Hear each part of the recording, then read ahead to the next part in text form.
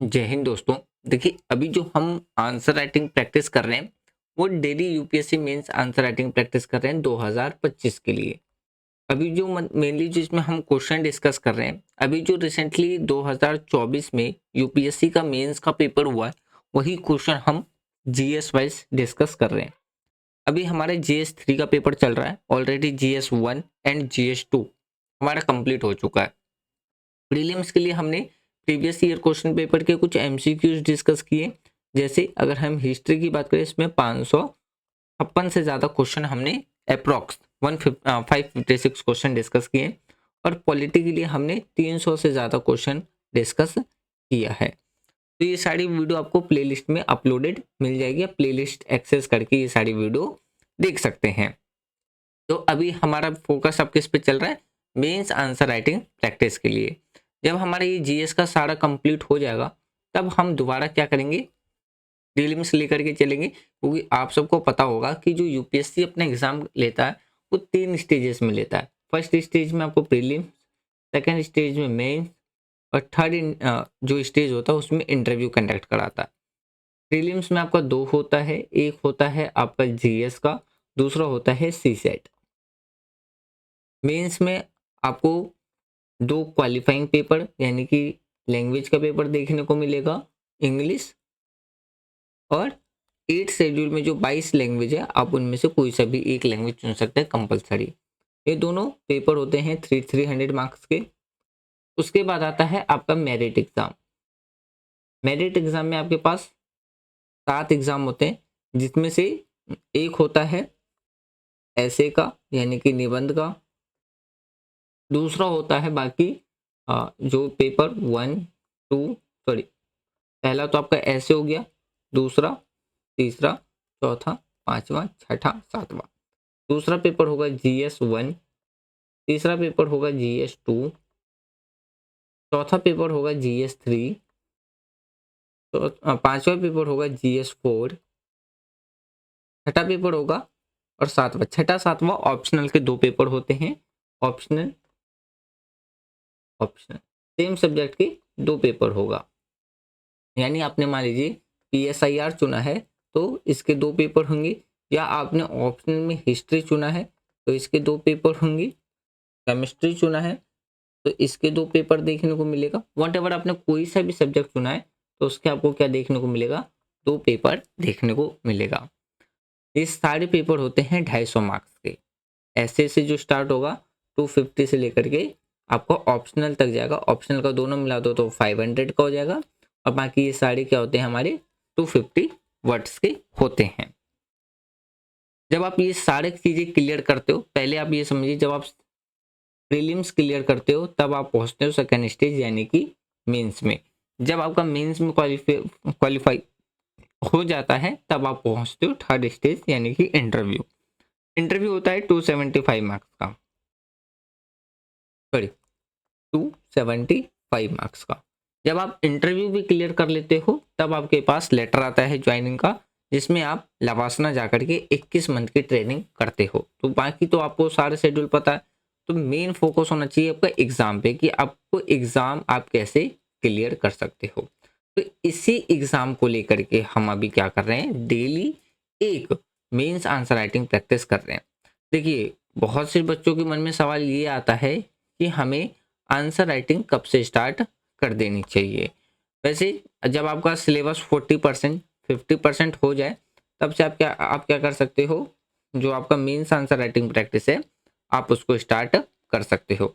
या आप तब से भी स्टार्ट कर सकते हो जब आप एनसीईआरटी कंप्लीट कर ले। जब आपका एनसीईआरटी कंप्लीट हो जाता है तब से भी आप मेंस आंसर राइटिंग प्रैक्टिस कर सकते हो। एक चीज याद रखिएगा, अगर आपने अपनी प्रिपरेशन में कुछ चीजें अगर इग्नोर करी हैं तो वो आपके लिए मिस्टेक नहीं, एक ब्लंडर साबित होने वाला है फिर। जैसे आपने सिलेबस एनालाइज नहीं करा है। सिलेबस एनालाइज करने के बाद अगर आपने पीवाई क्यू अगर आपने इग्नोर करा है, और आपने डायरेक्ट मूव करा है स्टैंडर्ड बुक पे बिना एनसीईआरटी कंप्लीट किए, तो ये आपके लिए मिस्टेक नहीं, ब्लंडर मिस्टेक साबित होगा इन फ्यूचर। आपको स्टार्ट, चाहे आप कितना भी आपको नॉलेज क्यों ना हो, अगर आप बेसिक से स्टार्ट करें तो आपको इस बेसिक ही आपका कहाँ से स्टार्ट होना चाहिए? एनसीईआरटी से। जब एनसीईआरटी कंप्लीट हो जाए तब आपको मूव करना है स्टैंडर्ड बुक पे।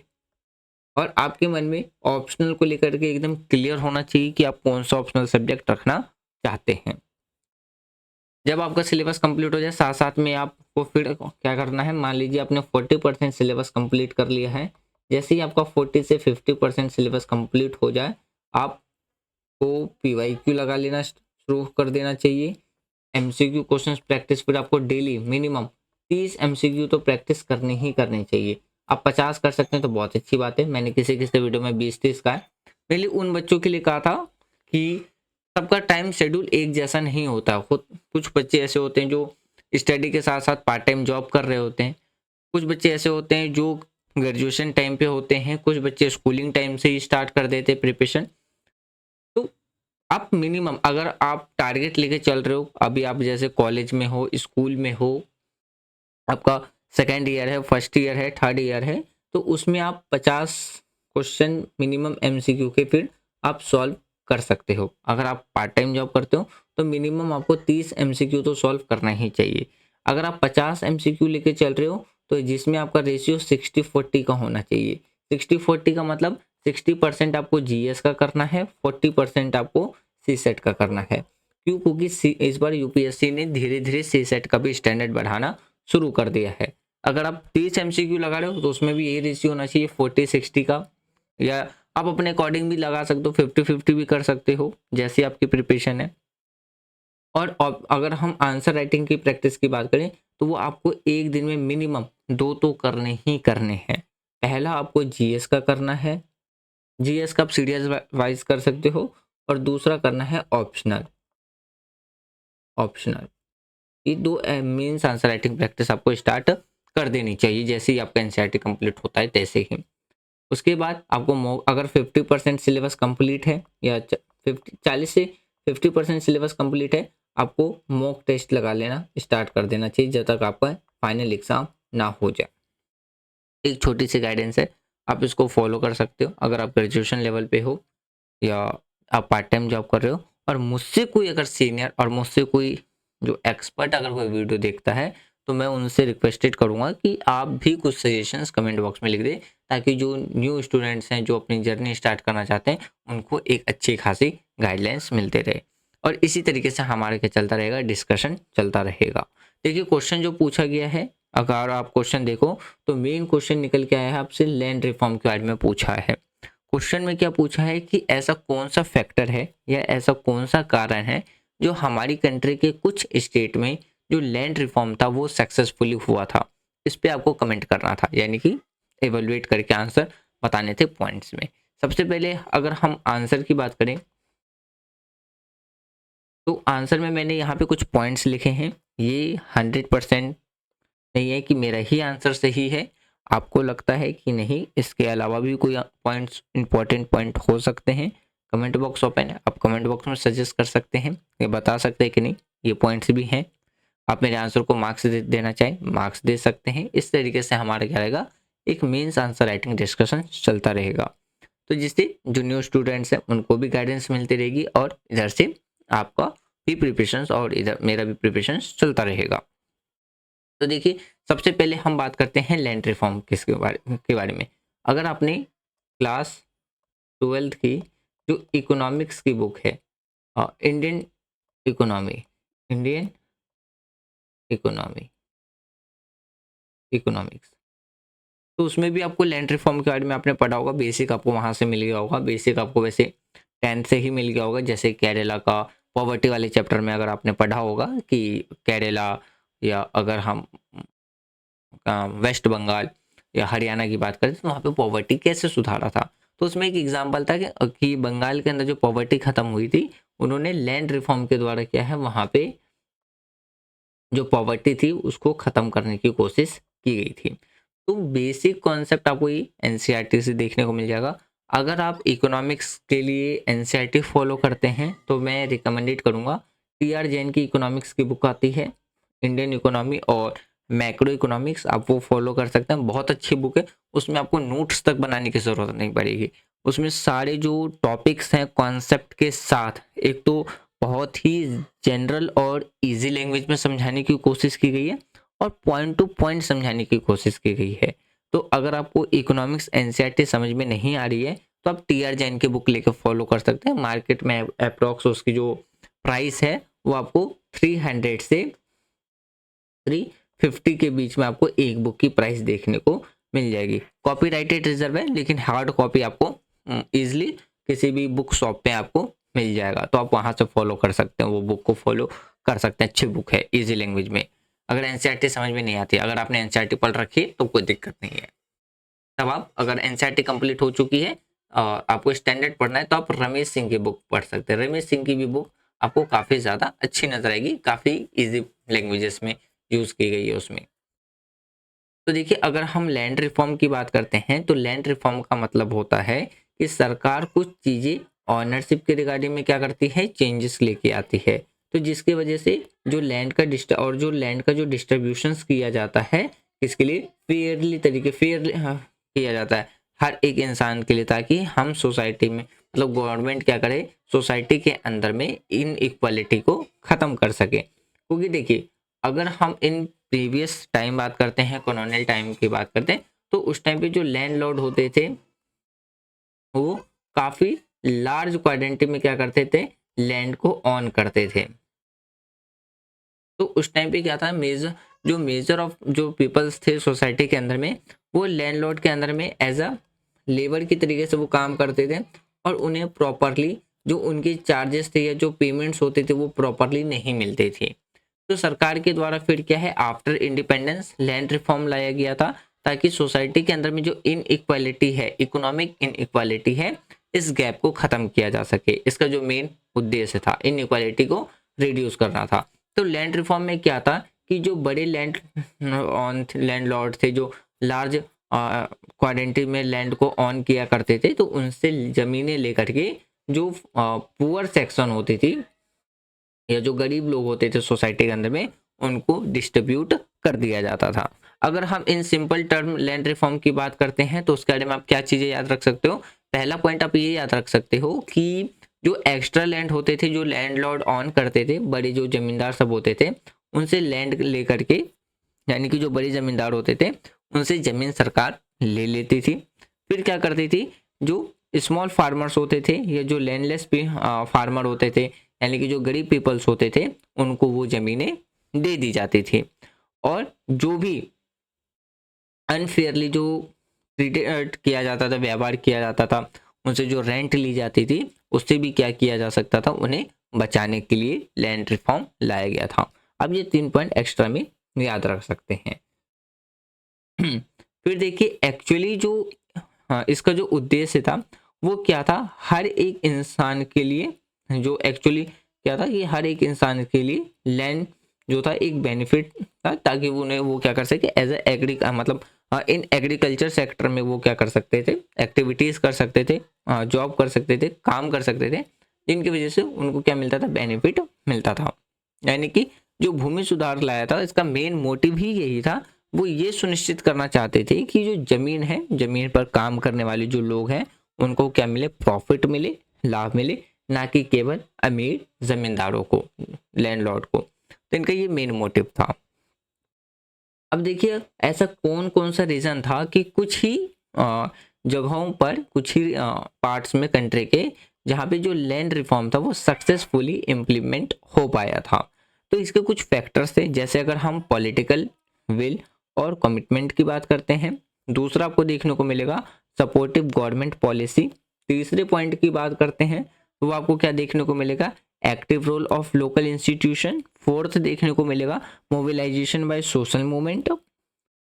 फिफ्थ पॉइंट आपको देखने को मिलेगा स्ट्रॉन्ग मॉनिटरिंग एंड इन्फोर्समेंट। और छठा पॉइंट देखने को मिलेगा अवेयरनेस अमॉन्ग फार्मर्स। और सेवंथ पॉइंट देखने को मिलेगा जियोग्राफिक एंड कल्चर फैक्टर। तो यहाँ पे मेनली मैंने 7 पॉइंट रखे हैं अकॉर्डिंग टू क्वेश्चन, क्योंकि क्वेश्चन जो पूछा गया वो आपसे ओनली 150 वर्ड्स में पूछा गया, मतलब 150 वर्ड में आपको क्या करना है, आंसर लिखना था। तो सबसे पहले हम बात करते हैं पॉलिटिकल विल एंड कमिटमेंट, जिसका मतलब होता है राजनीतिक इच्छा और प्रतिबद्धता। तो जैसे अगर हम केरला की बात करते हैं तो केरला ने जो सबसे ज़्यादा फोकस किया था वो किया था एजुकेशन सेक्टर पे और हेल्थ सेक्टर पे। तो जैसे आपने क्लास 7 की पॉलिटिकल साइंस पढ़ा की बुक पढ़ी होगी, तो उसमें आपने पब्लिक हेल्थ के बारे में पढ़ा होगा। तो पब्लिक हेल्थ में भी आपको क्या है, कैडिला का नाम मेंशन मिल जाएगा कि उसने किस तरीके से इफेक्टिव रोल प्ले किया था। तो जैसे हम केरला या हम वेस्ट बंगाल की बात करते हैं, तो ये एक ऐसा एग्जाम्पल शो करता है इन पास्ट टाइम कि जो स्ट्रॉन्ग पॉलिटिकल जो डिटर्मिनेशंस थे उनके द्वारा इम्प्लीमेंट किया गया था लैंड रिफॉर्म। तो जैसे मैंने भी बताया कि इकोनॉमिक्स में क्लास 10th का या आई थिंक 9th में नहीं, शायद 10th में ही है पॉवर्टी वाला चैप्टर। एक मिनट, नहीं 9th में है पॉवर्टी वाला चैप्टर, लास्ट चैप्टर इकोनॉमिक्स का। तो उसमें लैंड रिफॉर्म के द्वारा ही क्या था, केरला वो वेस्ट बंगाल ने क्या किया था, पॉवर्टी को दूर किया था।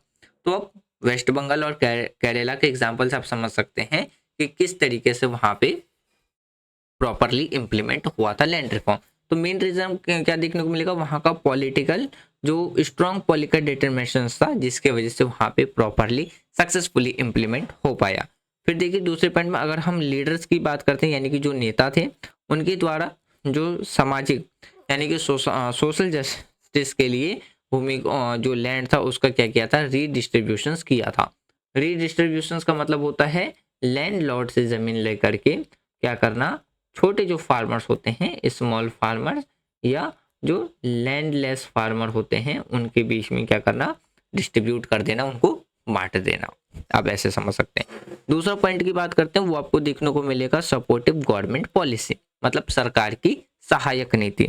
जैसे क्लियर पॉलिसीज की बात करते हैं, सच एस जो लैंड सेलिंग एक्ट था और टेंडेंसी रिफॉर्म लाया गया था, जिसको काफ़ी ज़्यादा ईजी आसान तरीके से इम्प्लीमेंट किया गया था लैंड फॉर्म इफेक्टिवली, यानी कि काफ़ी प्रभावी तरीके से इसको इम्प्लीमेंट किया गया था। इसमें क्या था कि जो अनफेयर तरीके से जो रेंट लिया जाता था इससे जो स्मॉल फार्मर्स होते थे या जो लैंडलेस फार्मर होते थे, वो जो जमीन लैंडलॉर्ड की ज़मीन पे जो काम करते थे, तो उससे जो अनफेयर तरीके से जो भाड़ा ली जाती थी उसको रोकने के लिए टेडेंसी रिफॉर्म लाया गया था। और लैंड की क्या की गई थी, सेलिंग की एक्ट ला करके लैंड रिफॉर्म लाया गया था। तो इस लॉ के अंदर ये डिज़ाइन किया गया था कि जो भी राइट्स होंगे, मतलब जो भी अधिकार होंगे स्मॉल फार्मर्स के, और जो उस पर जो किराए पे काम कर रहे लेबर होते थे, तो उनके अधिकारों की रक्षा करने की बात की गई थी। तो एक तो ये रीज़न देखने को मिलेगा। फिर देखिए तीसरा पॉइंट की बात करते हैं, active role of local institution. जैसे अगर हम पंचायत की बात करते हैं, तो पंचायत आपको एम लक्ष्मीकांत की बुक में जो लोकल बॉडीज गवर्नमेंट है उसमें भी आपको देखने को मिलेगा। तो लोकल गवर्निंग बॉडीज की बात करते हैं जो कि गांव लेवल पे आपको देखने को मिलता है। तो जो विलेज कम्युनिटीज थी उनके द्वारा भी काफ़ी ज़्यादा इंपॉर्टेंट रोल प्ले किया गया था आइडेंटिफाई करने में, और जो डिस्ट्रीब्यूशन है लैंड का उसको सरप्लस करने के लिए। तो ग्रास रूट लेवल पे भी पार्टिसिपेशन देखने को मिलेगा, जिसने इस बात के लिए इंश्योर किया था कि जो लैंड का जो डिस्ट्रीब्यूशन है, लैंड रिफॉर्म है, वो प्रॉपर तरीके से काफ़ी अच्छे तरीके से क्या हो सके, इम्प्लीमेंट हो सके। मोबिलाइजेशंस बाय सोशल मूवमेंट, यानी कि जो सामाजिक आंदोलन के द्वारा भी क्या है, जागरूकता फैलाई गई थी, मोबिलाइज्ड किया गया था।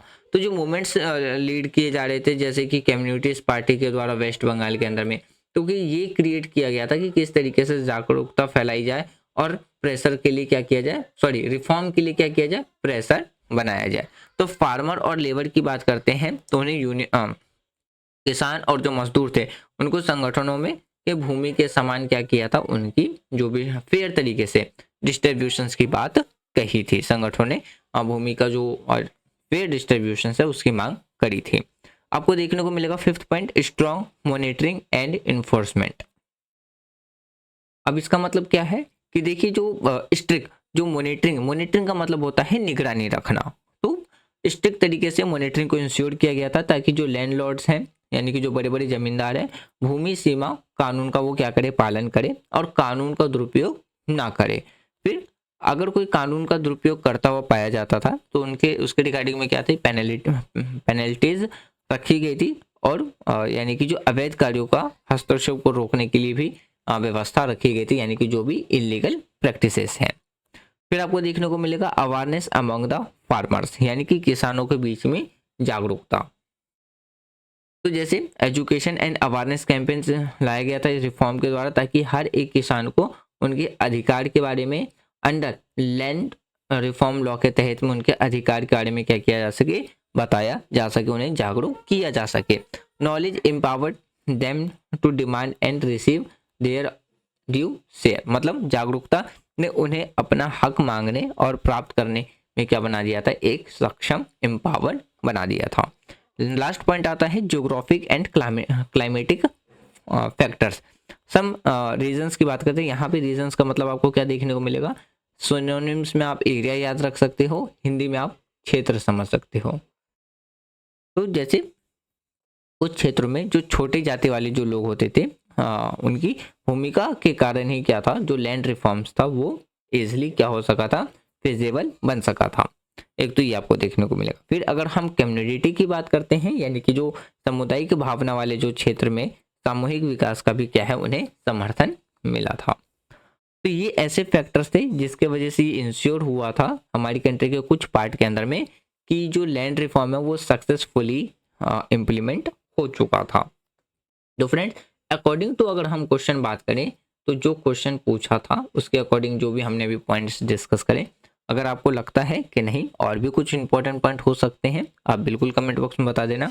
वीडियो पसंद आ रही है तो आप वीडियो को लाइक कर सकते हैं, शेयर कर सकते हैं, चैनल को सब्सक्राइब कर सकते हैं। वीडियो के रिगार्डिंग में कोई भी सजेशन देना है, कमेंट बॉक्स ओपन है, आप कमेंट बॉक्स में दे सकते हैं।